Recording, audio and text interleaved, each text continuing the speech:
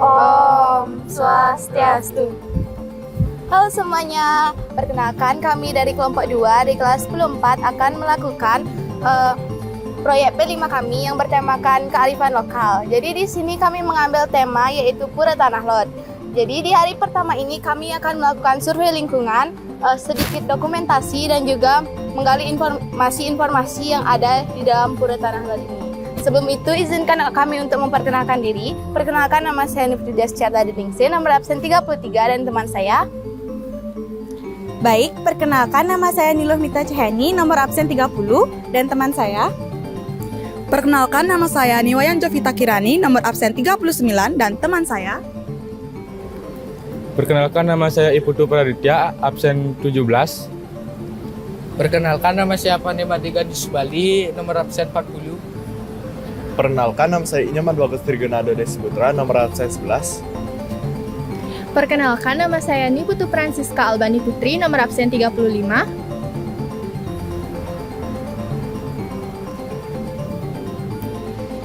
Baik, sekian dan terima kasih. Selamat menyaksikan. Baik, kali ini saya akan menjelaskan mengenai asal-usul sejarah Pura Tanah Lot dan juga legenda dari Tanah Lot dan juga mengapa ada nama Tanah Lot itu sendiri. Sejarahnya adalah Pura Tanah Lot didirikan pada abad ke-19 oleh Dangyang Nirata, seorang pendeta Hindu yang berasal dari Jawa. Dangyang Nirata adalah seorang pendeta yang sangat dihormati dan memiliki kemampuan spiritual yang sangat tinggi. Legendanya, menurut legenda, Dangyang Nirata sedang melakukan perjalanan spiritual di sepanjang pantai selatan Bali ketika ia tiba di sebuah tempat yang sekarang dikenal sebagai Tanah Lot.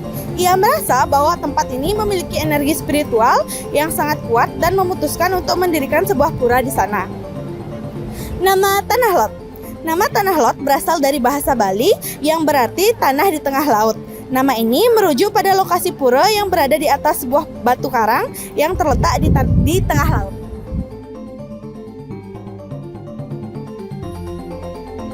Adapun mitos Pura Tanah Lot. Di samping beragamnya fakta tentang Pura Tanah Lot yang menakjubkan, ada juga mitos di Pura Tanah Lot yang banyak dipercayai oleh penduduk setempat bahkan oleh wisatawan.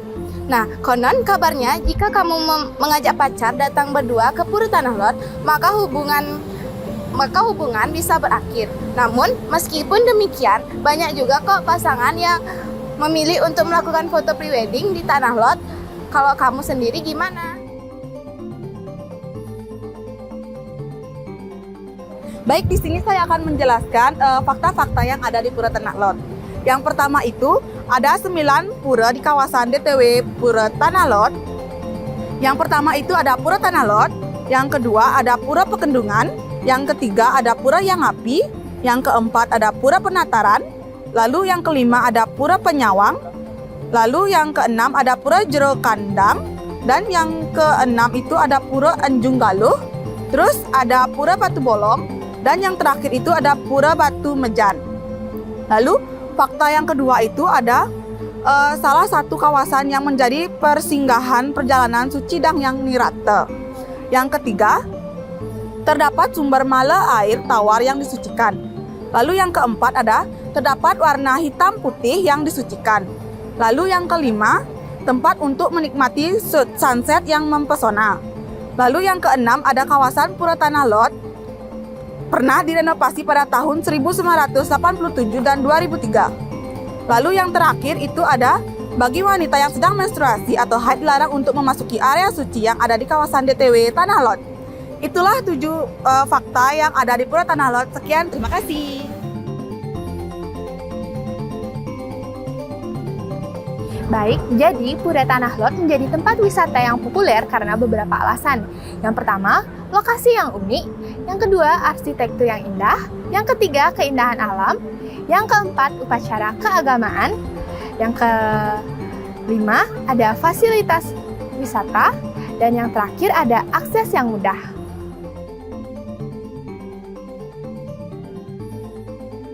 Ular suci di Tanah Lot. Nah, menurut kepercayaan lokal, ular ini merupakan jelmaan dari selendang suci yang dimiliki oleh pendeta Dang Hyang Nirate yang merupakan pendiri Pura Tanah Lot. Ular ini dipercaya sebagai penjaga pura di Tanah Lot, menjadi daya tarik tersendiri bagi para wisatawan. Pengunjung yang ingin melihat ular suci ini dapat melakukannya dengan memberikan dana punia sukarela di sebuah goa yang dijaga oleh pawang ular.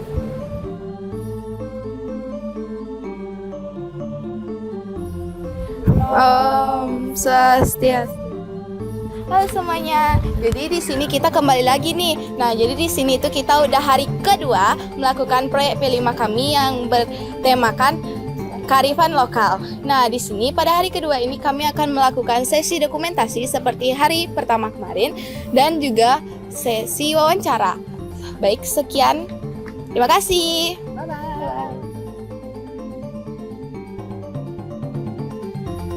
Baik, jadi di sini kami akan mewawancarai Bapak, yaitu seorang fotografer di Pura Tanah Lot. Sebelum itu, Bapak namanya siapa? Wayan Edi nama saya. Baik, bisa dipanggil Bapak Edi. Jadi di sini kami memiliki 2 pertanyaan untuk Bapak Edi. Baik Bapak, ya, yang pertanyaan pertama, apa saja keunikan di Tanah Lot ini? Kalau keunikan di Tanah Lot, kalau menurut saya karena puranya itu di tengah laut, pas air laut pasang itu kelihatan puranya itu di tengah laut ya. Kalau air surut ya seperti biasa kita bisa berkunjung di bawahnya. Kalau airnya pasang, itulah uniknya puranya itu di tengah laut, makanya namanya Tanah Lot. Tanah Lot itu adalah tanah di tengah laut artinya. Ya, kalau menurut saya seperti itu. Baik, terima kasih Bapak. Lanjut pertanyaan yang nomor 2. Kapan waktu yang tepat untuk mengunjungi Tanah Lot ini, Pak? Kalau menurut saya juga dan pengunjung-pengunjung, kalau lebih tepatnya itu sore hari. Kenapa sore hari? Karena sunset di sini poinnya itu kan tamunya melihat sunset ya.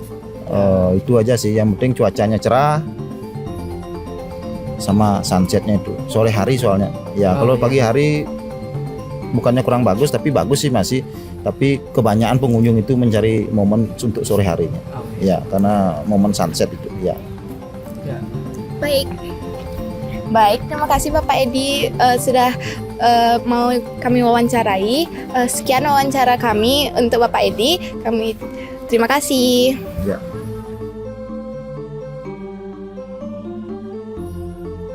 Baik, jadi di sini kami bersama wawancara kami yang kedua, yaitu atas nama siapa Ibu?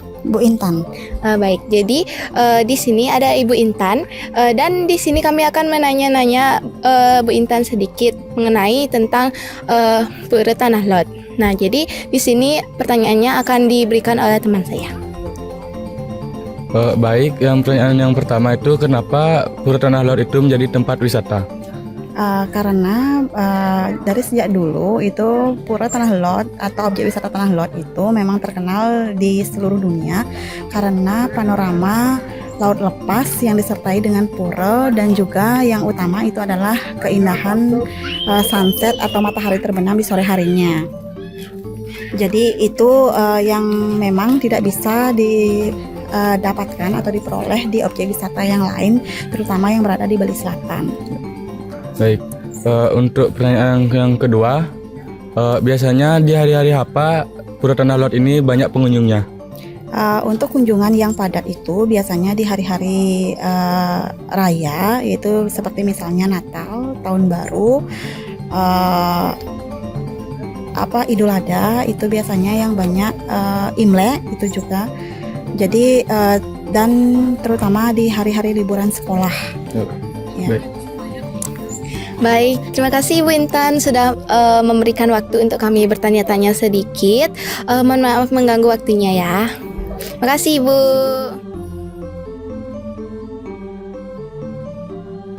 Om Swastiastu. Halo semuanya. Nah, jadi kami di sini udah di hari ketiga nih melakukan proyek P5, yaitu yang bertemakan kearifan lokal. Nah, seperti yang kalian tahu, kami mengambil tema yaitu di Pura Tanah Lot. Nah, di sini pada hari ketiga kami melakukan persembahyangan bersama, mencari sedikit dokumentasi dan juga mencari informasi mengenai Pura Tanah Lot. Nah, di sini kami mengambil yaitu pada hari raya pada hari Rahinan, yaitu Rahinan Purnama.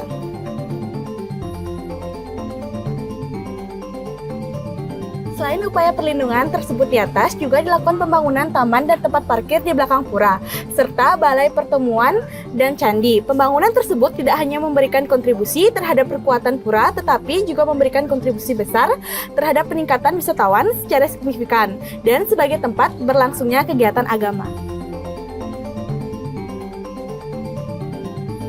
Proyek di Tanah Lot ini dilaksanakan pada tahun 2000 hingga 2003. Tebing-tebing di sekitar pura dilindungi dengan panel beton buatan yang meniru batuan alami dan terumbu batuan. Pemecahan gelombang terendam yang terbuat dari beton pencetak dipasang untuk mengurangi energi gelombang yang menghantam pura. Hal ini memungkinkan pura dilindungi tanpa mengganggu pemandangan alami pantai. Baik, Pura Tanah Lot merupakan salah satu pura Hindu di Bali yang berdiri di atas tebing yang menjorok ke laut. Juga merupakan salah satu destinasi wisata di Bali yang paling populer. Menarik banyak wisatawan baik dari dalam maupun luar Indonesia. Sebagai tempat pemandangan matahari terbenam yang indah.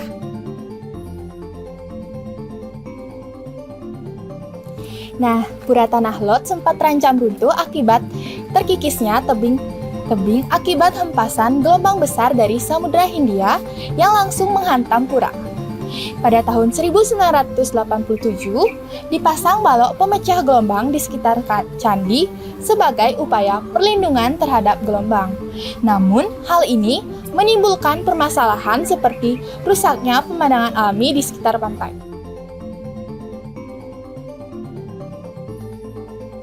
Untuk mencegah erosi tebing di Tanah Lot dan mengembalikan pantai berpasir di Kuta, Sanur, dan Nusa Dua dari erosi pantai, pemerintah Indonesia atau Kementerian PUPR melaksanakan proyek konservasi pantai di Bali dengan dukungan pendanaan berupa penjaminan dari pemerintah Jepang. Sekian laporan P5 dari kelompok 2 yang bertemakan kearifan lokal yang kami lakukan di Pura Tanah Lot. Kami tutup dengan Parama Santi. Santi, Santi, Santi, oh.